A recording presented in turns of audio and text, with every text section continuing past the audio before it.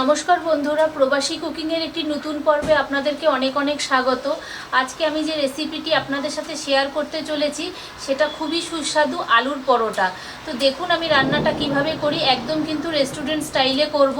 তো আপনারা কিন্তু এটা জলখাবারে বা কোনো টিফিনে, ডিনারে সব কিছুতেই কিন্তু এটা আপনারা খেতে পারেন। আর এটা কিন্তু একদম অন্য রকমের করে আমি রান্নাটা করার চেষ্টা করব। তো চলুন দেখুন আমি রান্নাটা কিভাবে করি। আর আমার রান্নাগুলো যদি ভালো লেগে থাকে তাহলে আমার চ্যানেলটাকে সবাই সাবস্ক্রাইব করবেন, আমার পাশে থাকবেন, পাশে থাকা বেল নোটিফিকেশানটা টিপে দেবেন। তো চলুন আমি রান্নাটা শুরু করে দিই। তো বন্ধুরা, আলুর পরোটা বানানোর জন্য আমি এখানে আটা নিয়েছি, 500 গ্রামের মতো আটা নিয়েছি।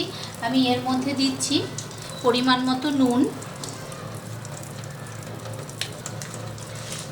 আর এখানে জোয়ান নিয়েছি। জোয়ানটাকে হাতের মধ্যে এরকম ঘষে দিয়ে দেব।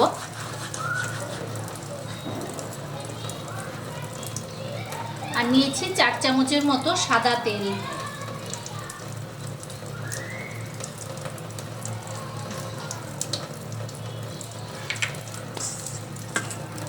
এবারে সব কিছুকে ভালোভাবে আটার সাথে মিশিয়ে নিই।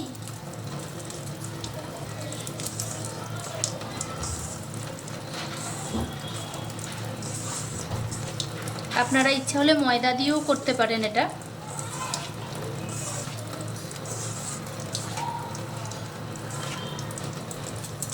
এবারে এটাকে অল্প অল্প জল দিয়ে ভালো করে মেখে একটা ডো তৈরি করে নিচ্ছি।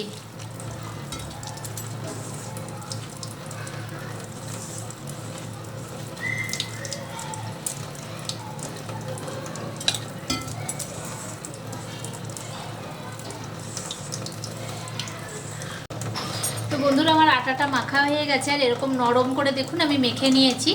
এবারে এটাকে আমি ঢেকে রেখে দিচ্ছি 10 মিনিটের মতো। আর এদিকে আমি আলুর পুরটাকে রেডি করে নিচ্ছি। তো এখানে আমি আলুটা সিদ্ধ করে নিয়েছি। তো এই আলুটাকে এবারে আমি প্রথমে ভালো করে মেখে নেব।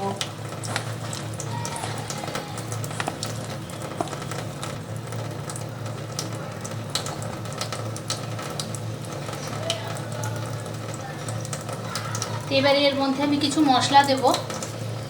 তো এখানে আমি প্রথমেই পেঁয়াজ কুচি করে নিয়েছি, পেঁয়াজটা দিয়ে দিচ্ছি।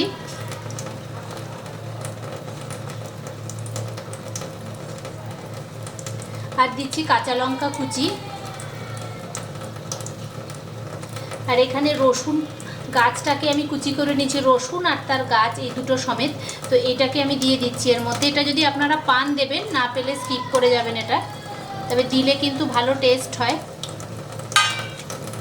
আর দিচ্ছি আদা রসুনের পেস্ট 1 চামচ।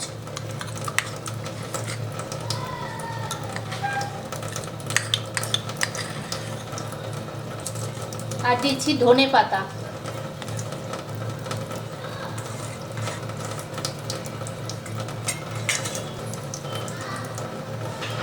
এবারে দিচ্ছি 1/2 চামচের মতো গোলমরিচ গুঁড়ো, 1/2 চামচ চাট মশলা, পরিমাণ মতো নুন, আর 1 চামচ দিচ্ছি শেজওয়ান সস। এখানে গ্রেট করা চিজ নিয়েছি, এই চিজটা দিয়ে দিচ্ছি।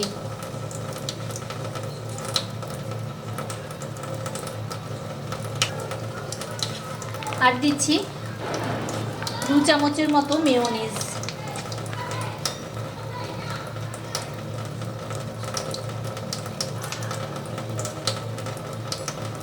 দিয়ে খুব ভালো করে এগুলোকে মিক্সড করে নিচ্ছি।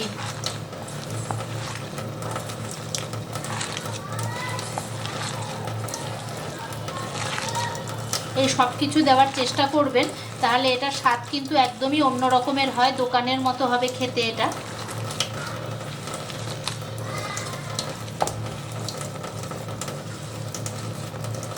তো দেখুন আমি এটাকে খুব ভালোভাবে মেখে নিয়েছি। এবারে আমি আটাটা বেলে ওর মধ্যে পুর ভরব। তো বন্ধুরা, এবারে আমি এই আটাটা থেকে একটা একটা করে লেচি কেটে নেব। একটু বড় লেচি করব যেহেতু আমি পুর ভরব। এইরকম আমি একটা লেচি করে নিলাম।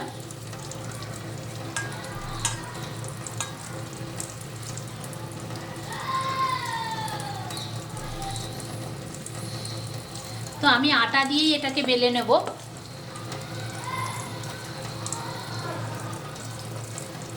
আগে কিন্তু আমি বাটির মতো করে এটাকে ভরছি না, আগে আমি বেলে নিচ্ছি, তারপরে আমি পুরটা ভরবো।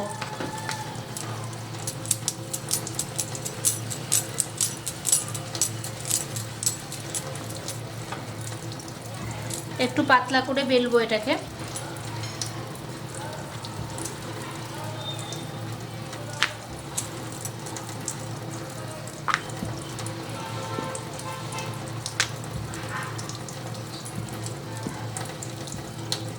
দেখুন এরকম বড় করে পাতলা করে বেলে নিয়েছি।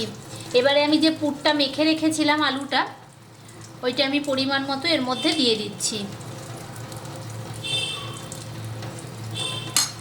দিয়ে আমি চারিপাশ থেকে এইভাবে মুড়ে নিচ্ছি।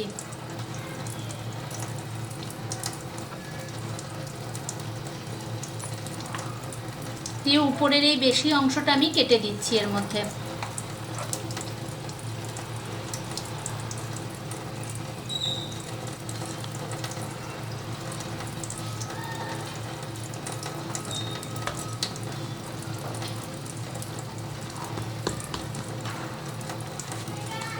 এখন এটাকে হাতের সাহায্যে একটু বড় করে নিয়েছি। আবার আমি একটু আটা দিয়ে দিচ্ছি এর মধ্যে। যে সাইজটা মুড়েছিলাম ওই সাইডটাই আমি বেলবো।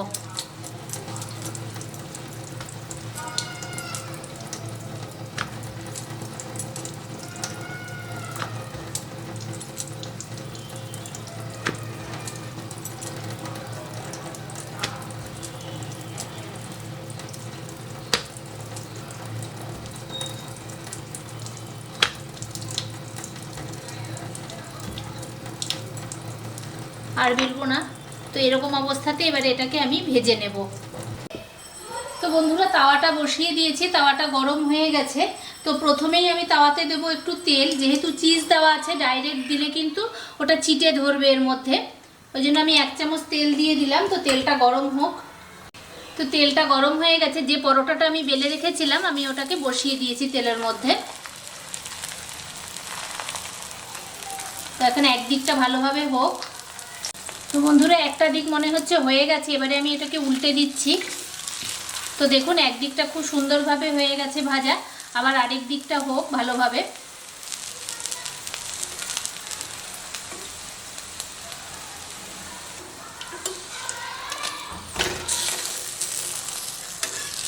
এদিকটা আরেকটু হবে, এদিকটা আমি একটু চেপে চেপে দিচ্ছি।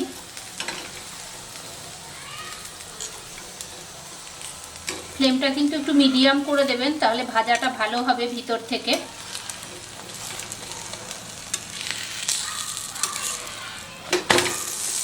তো দেখুন দুপাশটা বেশ ভালোভাবে ভাজা হয়ে গেছে। এবারে আমি এটাকে তুলে নিচ্ছি। তো বন্ধুরা আবার আমি আর একটু তেল দিয়ে দিচ্ছি একইভাবে। তো তেলটা তো আমার গরম হয়েই রয়েছে। আবার আমি আরেকটা পরোটা নিয়ে তেলের উপরে দিয়ে দিচ্ছি একই প্রসেসে।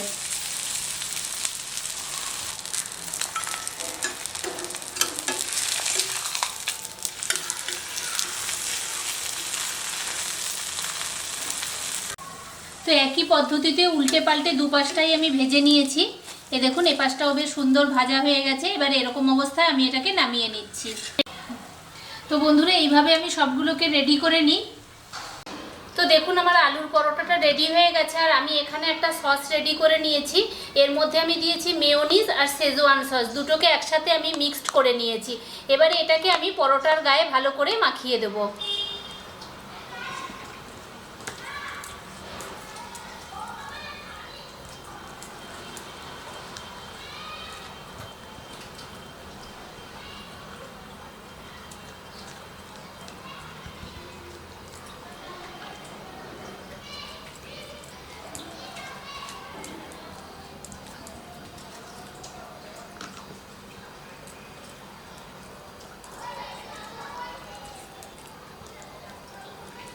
যদি আপনাদের ইচ্ছে হয় তো এর উপর থেকে চিজও আপনারা কুড়িয়ে দিতে পারেন। তো আমি আজকে আর এটা দিচ্ছি না। তো এখানে আমি একটা কাটারের একটা জিনিস নিয়েছি, এটা দিয়ে আমি এটাকে কেটে দিচ্ছি।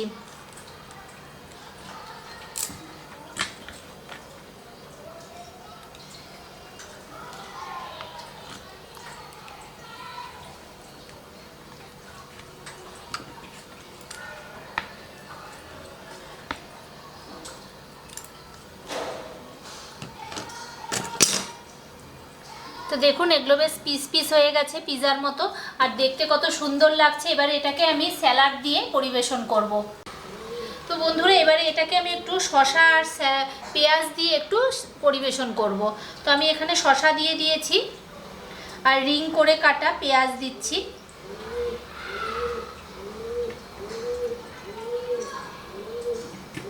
আর দিচ্ছি একটা লেবুর টুকরো, একটা কাঁচা লঙ্কা।